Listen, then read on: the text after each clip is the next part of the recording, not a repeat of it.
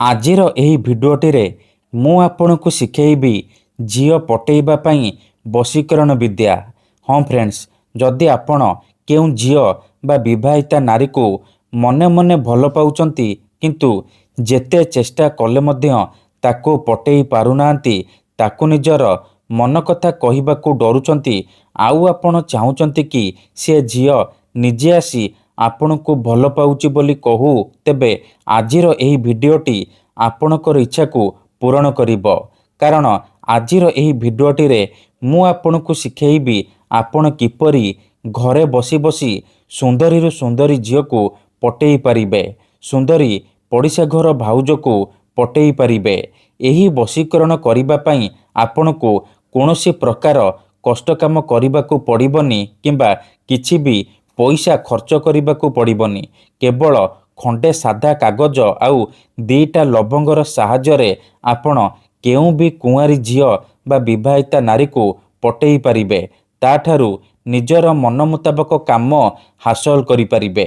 ଆପଣ ଭାବୁଛନ୍ତି କି କାଗଜ ଆଉ ଲବଙ୍ଗର ସାହାଯ୍ୟରେ ଆପଣ କିପରି ଝିଅ ପଟେଇ ପାରିବେ? ଇଏ ସତ।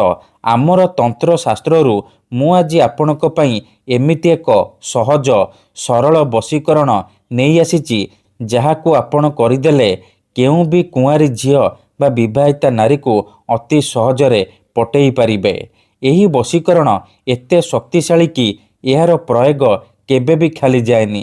ଯିଏ ବି ଏହି ବଶୀକରଣକୁ କରିଛି ସଫଳ ହେଇଛି। ତେଣୁ ଯଦି ଆପଣ ଯେତେ ଚେଷ୍ଟା କରି ମଧ୍ୟ ଝିଅ ପଟେଇ ପାରୁନାହାନ୍ତି, ତେବେ ମୋ କଥା ମାନି ଦୁଇଟା ଲବଙ୍ଗ ଆଣି ଆଜିର ଏହି ବଶୀକରଣ କରିକି ଦେଖନ୍ତୁ, ତାପରେ ଦେଖିବେ ଚମତ୍କାର। ନମସ୍କାର ଫ୍ରେଣ୍ଡସ୍, ଓଡ଼ିଆ ଫଣ୍ଡା ଚ୍ୟାନେଲକୁ ଆପଣମାନଙ୍କୁ ସ୍ୱାଗତ।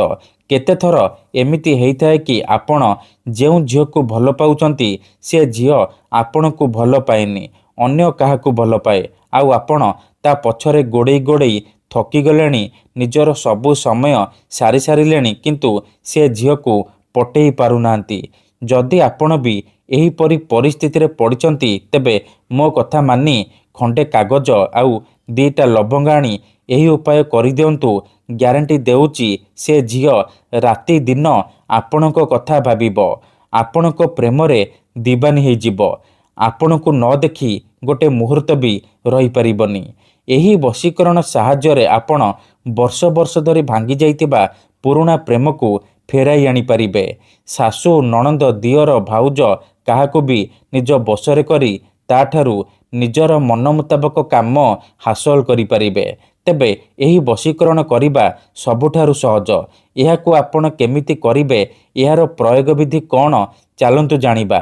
କିନ୍ତୁ ବିଧିଟି ଜାଣିବା ପୂର୍ବରୁ ଯଦି ଆପଣ ଆମ ଚ୍ୟାନେଲକୁ ପ୍ରଥମ ଥର ଆସିଛନ୍ତି, ତେବେ ଦୟାକରି ଚ୍ୟାନେଲକୁ ସବସ୍କ୍ରାଇବ୍ କରି ପାଖରେ ଥିବା ବେଲ୍ ଆଇକନ୍କୁ ମଧ୍ୟ ଦବାଇ ଦିଅନ୍ତୁ, ଯାହାଦ୍ୱାରା ଆମେ ଯେଉଁ ବି ଭିଡ଼ିଓ ଅପଲୋଡ଼ କରିବୁ ସର୍ବପ୍ରଥମେ ଆପଣ ଦେଖିପାରିବେ ଆଉ ତା'ର ଲାଭ ପାଇପାରିବେ।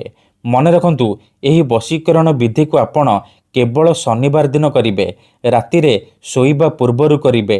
ବିଧିଟି କରିବା ପୂର୍ବରୁ ଭଲ ଭାବରେ ହାତ ଗୋଡ଼ ଧୋଇକି ସଫା ବସ୍ତ୍ର ପିନ୍ଧିକି ଆପଣ ଏହି ବଶୀକରଣକୁ ଆରମ୍ଭ କରିବେ।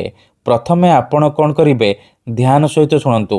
ପ୍ରଥମେ ଆପଣ ଖଣ୍ଡେ ସାଧା କାଗଜ ଆଣିବେ, ଦୁଇଟା ଲବଙ୍ଗ ଆଣିବେ, ତାପରେ ନାଲି କଲମର ସାହାଯ୍ୟରେ କାଗଜ ଉପରେ ଯେଉଁ ଝିଅ ବା ନାରୀକୁ ଆପଣ ପଟେଇବାକୁ ଚାହୁଁଛନ୍ତି ତା'ର ନାମ ଲେଖିବେ। ତା ପାଖରେ ଗୋଟିଏ ପ୍ଲସ୍ ଚିହ୍ନ କରିବେ ଆଉ ତା ପାଖରେ ନିଜର ନାମ ଲେଖିବେ। ଦେଖନ୍ତୁ, ମୁଁ ଏଠି ଝିଅର ନାମ ଲେଖିଛି ସବିତା, ତା ପାଖରେ ପ୍ଲସ୍ ଚିହ୍ନ କରିଛି, ତା ପାଖରେ ଲେଖିଛି ରାକେଶ, ନିଜର ନାମ। ଆପଣ ବି ଯେଉଁ ଝିଅକୁ ପଟେଇବାକୁ ଚାହୁଁଛନ୍ତି ତା'ର ନାମ ଲେଖିବେ, ତା ପାଖରେ ପ୍ଲସ୍ ଚିହ୍ନ କରିବେ ଆଉ ତା ପାଖରେ ନିଜର ନାମ ଲେଖିବେ। ନାମ ଲେଖି ସାରିବା ପରେ ଆପଣ ଦୁଇଟା ଲବଙ୍ଗ ଆଣିବେ। ଗୋଟିଏ ଥର ସେ ଝିଅର ନାମ କହିକି ଗୋଟିଏ ଲବଙ୍ଗ କାଗଜ ଉପରେ ରଖିଦେବେ, ଆଉ ଗୋଟିଏ ଲବଙ୍ଗ ଧରିବେ, ନିଜର ନାମ ଗୋଟିଏ ଥର କହିକି ସେ ଲବଙ୍ଗକୁ ମଧ୍ୟ କାଗଜ ଉପରେ ରଖିଦେବେ।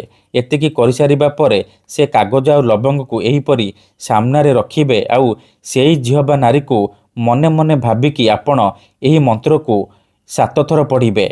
ମୋହେ ମୋହେ ମନ୍ତର ଫୁକ୍, ଆମୁକ ହୋ ବସ୍ମେ ମେରେ, ନଜର ସେ ଯାଏ ନା ଚୁକ୍। ଆମୁକ ଜାଗାରେ ଆପଣ ସେଇ ଝିଅ ବା ସ୍ତ୍ରୀର ନାମ କହିବେ ଯାହାକୁ ଆପଣ ପଟେଇବାକୁ ଚାହୁଁଛନ୍ତି। ମନ୍ତ୍ରକୁ 7 ଥର ପଢ଼ି ସାରିବା ପରେ ଏ କାଗଜ ଆଉ ଲବଙ୍ଗ ଉପରେ ଗୋଟିଏ ଥର ଫୁଙ୍କିଦେବେ। ଏତିକି କରିସାରିବା ପରେ ଆପଣ ଏ କାଗଜକୁ ଏହିପରି ଭଲ ଭାବରେ ମୋଡ଼ିଦେବେ ଏବଂ ଆକୁ ନିଜ ତକିଆ ତଳେ ରଖିଦେବେ। ଯେପର୍ଯ୍ୟନ୍ତ ଆପଣଙ୍କ ତକିଆ ତଳେ ଏ କାଗଜ ଆଉ ଲବଙ୍ଗ ଥିବ ସେ ଝିଅ ବା ନାରୀ ଆପଣଙ୍କର ବଶରେ ରହିବ, ଆପଣଙ୍କର ସବୁ କଥା ମାନିବ, କୌଣସି ପ୍ରକାର ବାଧା ଦେବ ନାହିଁ। ମନେ ରଖନ୍ତୁ, ମୁଁ ଆପଣଙ୍କୁ ଆଉ ଥରେ କହି ରଖୁଛି, ମନରେ କୌଣସି ଖରାପ ଉଦ୍ଦେଶ୍ୟ କିମ୍ବା କୌଣସି ଖରାପ କାମ ପାଇଁ ଆପଣ ଏହି ବଶୀକରଣକୁ କରିବେନି। କାହିଁକି ନା ଏହି ବଶୀକରଣର କୌଣସି ପ୍ରକାର କାଟ ନାହିଁ। ତେଣୁ ଏହି ବଶୀକରଣକୁ ଆପଣ ଭାବିଚିନ୍ତିକି କରିବେ। କାହିଁକି ନା ଯେଉଁ ଝିଅ ବା ନାରୀ ଉପରେ ଆପଣ ଏହି ବଶୀକରଣ କରିଦେବେ ସିଏ ସାରା ଜୀବନ ପାଇଁ ଆପଣଙ୍କ ପ୍ରେମରେ ଦିବାନୀ ହେଇଯିବ, ଆପଣଙ୍କର ସବୁ କଥା ମାନିବ। ତେଣୁ ଏହାକୁ ଆପଣ ଭାବିଚିନ୍ତିକି କରିବେ। ଧନ୍ୟବାଦ।